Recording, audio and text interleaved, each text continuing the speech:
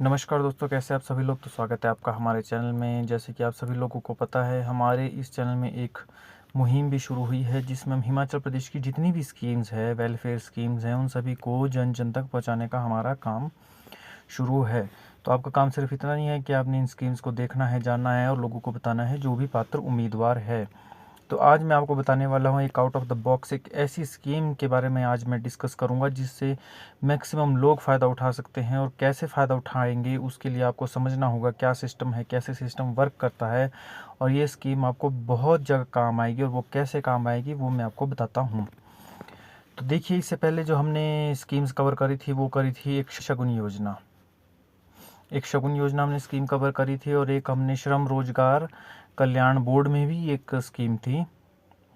श्रम रोजगार कल्याण बोर्ड में भी एक स्कीम थी जिसमें लड़कियों की, बेटियों की शादी के लिए पैसा मिलता था। शकुन योजना में लगभग मिलता था 35,000 के करीब, और श्रम रोजगार कल्याण बोर्ड में मिलता था लड़कियों की शादियों के लिए 51,000 रुपये के करीब। तो अभी एक और स्कीम ऐसी है जिसमें आप फ़ायदा उठा सकते हैं। अगर आपके जानने वाले की किसी की शादी है, बेटी की, लड़की की, तो उसमें भी आपको इस स्कीम से फ़ायदा होगा। वो मैं बताता हूँ कैसे होगा। देखिए, ये स्कीम्स तो मैंने बताई ही आपको। एक कन्यादान योजना भी है, एक है शगुन योजना, श्रम रोजगार कल्याण बोर्ड के अंदर एक योजना है, और एक है कन्यादान योजना। इन सभी स्कीम से आप लड़कियों की शादी के लिए पैसा, सरकार से आपको सहायता प्राप्त हो सकती है। और इसके अलावा एक ऐसी चीज़ है जिससे आपको पैसे मिल सकते हैं, और वो मिल सकते हैं कहाँ से आपको, वो मिलेंगे आपको HP सेक्रेटेरिएट से। अब यहाँ से पैसे कैसे मिलेंगे आपको, यहाँ पे जैसे कि आपको पता है हमारे जितनी भी मंत्री वगैरह है, CM वगैरह है, वो सारे ही हिमाचल प्रदेश सेक्रेटेरिएट में बैठते हैं। तो हमारे को यहाँ पे अप्लाई करना है CM साहब के पास। और वो कैसे अप्लाई करना है मैं आपको बताता हूँ। सबसे पहले हम क्या करेंगे, एक लेटर लिखेंगे। लेटर में हम लिखेंगे कि सेवा में, या आप इंग्लिश में लिखेंगे तो ऐसे लिखते हैं, to the honourable CM chief minister. और उसमें सब्जेक्ट डालेंगे आप बेटी के विवाह के लिए अनुदान हेतु, ठीक है, फाइनेंशियल असिस्टेंस बोल सकते हैं आप, in lieu of marriage of daughter, ठीक है, ऐसे आप लिख देंगे। और आपने पूरी ये सब्जेक्ट लिख के पूरा लिखना है नीचे। इसमें बताना है कि मेरा नाम ये है, पूरा पता आपने बताना है। फिर आपने बताना है कि मेरी बेटी की शादी है, हम गरीब परिवार से संबंधित है, BPL certificate, low income certificate जो भी है आपने मेंशन करना है। और फिर उसके बाद बेटी की तारीख, मतलब जब भी शादी है बेटी की, उस तारीख को आपने मेंशन करना है, 17, 18, 19 या जो भी वटेवर, जो भी आपकी बेटी की शादी की डेट्स होगी वो आपने मेंशन करनी है। और आपको इस बात का ध्यान रखना है कि आपको विदिन, आप कह सकते हैं कि मैक्सिमम 6 महीने से ज़्यादा लेट नहीं करना है। उससे पहले ही आपको अप्लाई कर देना है। मतलब 6 महीने पहले भी आप अप्लाई कर सकते हैं, 6 महीने बाद भी अप्लाई कर सकते हैं, पर उससे लेट आपने अप्लाई नहीं करना है। मतलब इसी मंथ के अंदर आपने अप्लाई कर देना है, विदिन 6 मंथ्स ही आपने अप्लाई कर देना है। और उसमें लिखना है कि हमारे को फाइनेंशियल असिस्टेंस दी जाए बेटी की शादी के लिए। तो आई होप आपको समझ आ गया होगा। साथ में आपने डॉक्यूमेंट्स कौन कौन से लगाने हैं, डॉक्यूमेंट्स लगाने के जो कि बहुत ही इंपॉर्टेंट है, वो है आपका BPL या लो इनकम सर्टिफिकेट। BPL या लो इनकम सर्टिफिकेट आपको लगाना इसमें ज़रूरी है। और दूसरी चीज़ इसमें जो लगाना बहुत आवश्यक है वो है शादी का कार्ड, ठीक है। जो भी शादी के लिए कार्ड आपने छपवाए होंगे वो लगाने ज़रूरी है। अब ये स्कीम्स, सबसे पहली बात है, आप इंटरनेट खोज लीजिए, जहाँ मर्जी आपको ये स्कीम नहीं मिलेगी। ये स्कीम्स बहुत ही लिमिटेड लोगों को पता होता है। और मेन फ़ायदा इन स्कीमों से कौन उठाता है, जो MLA के लोग होते हैं। मतलब इसमें जो MLA होता है उन्हीं को इन स्कीम्स के बारे में ज़्यादा पता होता है, और जो उनके चाहने वाले होते हैं उनको वो इन स्कीम से बेनिफिट दिलवाते हैं। तो आपने भी अप्लाई करना है। सिंपल एक लेटर लिखना है, CM साहब को आपने लेटर लिखना है। उसमें अपनी सारी आपने बताना है कब शादी है, आपने बताना है कि आप गरीब परिवार से या BPL या लो इनकम फैमिली से आप बिलोंग करते हैं। इनविटेशन कार्ड आपने लगाना है और बोलना है उसमें कि हमारे को वित्तीय सहायता प्रोवाइड की जाए, ठीक है। तो इसका प्रोसीजर क्या है, प्रोसीजर बताना आपको बहुत आवश्यक है मुझे, क्योंकि अभी आपको पता चलेगा कि क्यों आपको इंपॉर्टेंट है प्रोसीजर बताना। जब आप ये लेटर भेजेंगे तो ये CM साहब के पास आपका लेटर पहुँचेगा, उसमें आपने सारे दस्तावेज लगाए हुए होंगे, ठीक है।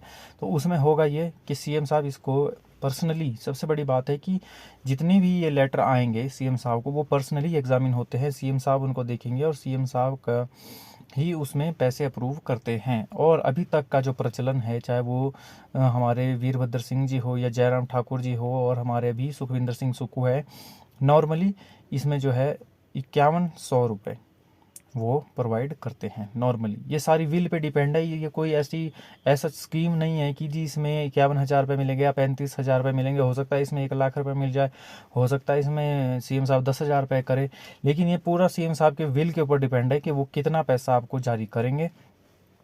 तो वो आपको जो अभी तक का प्रचलन है उसमें ऐसा है कि 5100 रुपये के आसपास वो प्रोवाइड करते हैं जो भी उनको गुहार उनके पास लगाता है। अब आप कहेंगे कि ये पैसा आता कहाँ से है, तो ये जानना भी आपके लिए बहुत ज़रूरी है, क्योंकि अगर आपको इस स्कीम से बेनिफिट मिलेगा तो आपको कंट्रीब्यूट भी करना है।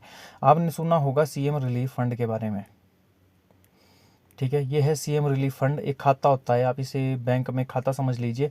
इसमें क्या होगा कि लोग पैसा जो है डोनेट करते हैं, जैसे कोई आपदा आ गई या सीएम साहब के पास कोई भी मिलने जाता है, कोई बड़ा डिग्निटरी मिलने जाता है या कुछ एसोसिएशंस मिलने जाती है, तो वो सीएम रिलीफ फंड में पैसा डिपॉजिट करते हैं। तो ये खाता में जो है पैसे भरते रहते हैं। मान लो इसमें कभी हो गए 50 करोड़ रुपए, तो ये ऐसा नहीं है कि 50 करोड़ रुपए हो गए तो सीएम साहब इसके कहीं पे भी खर्च कर देंगे। ये मेनली इन्हीं चीज़ों के लिए होता है कि बेटी की शादी के लिए किसी ने गुहार लगाई तो उसको ये वहाँ से पैसा प्रोवाइड होता है।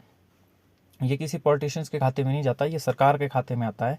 इसके लिए जैसे ये खाते में आएगा 50 करोड़ रुपए, तो मैंने तभी आपको बोला कि सीएम साहब के विल के ऊपर डिपेंड है। अगर इस खाते में पैसे होंगे तो वो आपको प्रोवाइड कर देंगे, अगर नहीं होंगे तो वो नहीं कर पाएंगे। अगर उनको लगा कि ज़्यादा ही कोई गरीब है तो हो सकता है ज़्यादा ही पैसे कर दे, आपको 10,000 रुपये अमाउंट वो दे दे, या हो सकता है ना भी करे, ऐसा भी ज़रूरी नहीं है।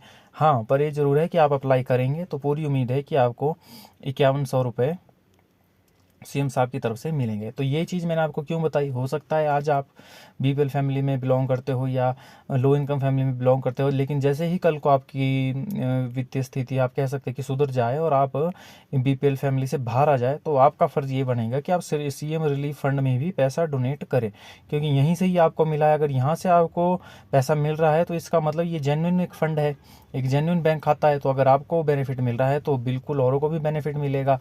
तो आपका बस काम इतना ही है कि बाद में अभी आपने फ़ायदा लिया है, बाद में आपने सीएम रिलीफ फंड में आपने पैसा डोनेट आप कर सकते हैं।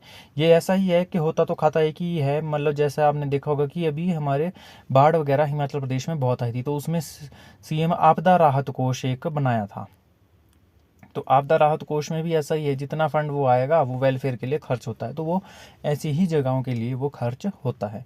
और ये स्कीम्स का मैक्सिमम पता होता है एमएलए वगैरह को। अगर आप एमएलए को भी देंगे, अपने रिस्पेक्टिव एमएलए को देंगे, तो उनके पास मतलब सीएम साहब से वो बात करके हो सकता है ज़्यादा अमाउंट सेंक्शन करवा दे। 5100 रुपये तो जनरल है, मान लो अगर आप आपके एमएलए सीएम साहब को कन्विंस कर देते हैं तो हो सकता है वो 10,000 20,000 कितना भी अमाउंट वो सेंक्शन करवा सकते हैं। तो कुल मिला के बात ये है कि ये एक ऐसी स्कीम है जो डिपेंड तो सीएम साहब के ऊपर करती है, लेकिन इसमें पैसे मिलने के चांस 99% होते हैं। वो ज़रूर, चाहे कोई भी सीएम हो, वो अब जो सीएम होता है वो होता तो हम में से ही कोई ना एक है। तो वो आप जब आप उनको लेटर भेजेंगे, वो पढ़ेंगे तो ज़रूर उनके मन में एक बात आएगी और वो आपको पैसा सेंक्शन करेंगे। 5100 रुपये के आसपास देंगे उस सीएम रिलीफ फंड से। 5100 रुपये अभी ट्रेंड चला है, हो सकता है आपको ज़्यादा मिल जाए, वो कोष पे डिपेंड करता है कि कितना सीएम रिलीफ फंड में पैसा है। और अगर आप अपने केस को वैसे तो जैसे मैंने बताया वैसे ही भेज दीजिए, लेकिन अगर आप चाहते हैं कि आपका केस और स्ट्रॉन्ग हो तो आप अपने एमएलए को भी वो सेंड कर सकते हैं। तो रिस्पेक्टिव एमएलए वो सीएम साहब को अपना कह सकते हैं रिकमेंड करके भेजिएगा, तो हो सकता है उसमें ज़्यादा पैसे मिल जाए, जिसे रिकमेंडेशन भी कहते हैं। मान लो आपने एक लेटर बनाया है सीएम साहब को और सीएम साहब को आपने अपनी सारी स्टोरीज में लिख दी है, यहाँ पर आपने अपने साइन लगा दी है, लेकिन अगर आप अपने एमएलए से मिले और एमएलए को भी कहे कि सीएम साहब से बात कीजिए, हमारे को पैसे दिलाइए, तो एमएलए भी अपना इसमें साइन कर देगा। और जैसे ही एमएलए साइन करेगा तो ये आपका केस और स्ट्रॉन्ग हो जाता है कि एमएलए के रिकमेंडेशन पे आई ये चीज़, तो इसमें आपको पैसे मिलने के चांस और ज़्यादा हो जाते हैं। ठीक है, तो आई होप आपको समझ आ गया होगा। इस वीडियो को आपने ज़्यादा से ज़्यादा लोगों तक शेयर करना है, क्योंकि हमारा काम सिर्फ सीएम रिलीफ फंड से पैसा लेना ही नहीं है, पैसा देना भी है। क्योंकि अगर मान लीजिए किसी को डोनेट भी करने हैं पैसे, आप हो सकता है कि बहुत सारे लोग होंगे कि जो इससे पैसे फ़ायदा उठाना चाहेंगे, लेकिन कई लोग ऐसे भी होते हैं जो इसमें डोनेट कर सकते हैं।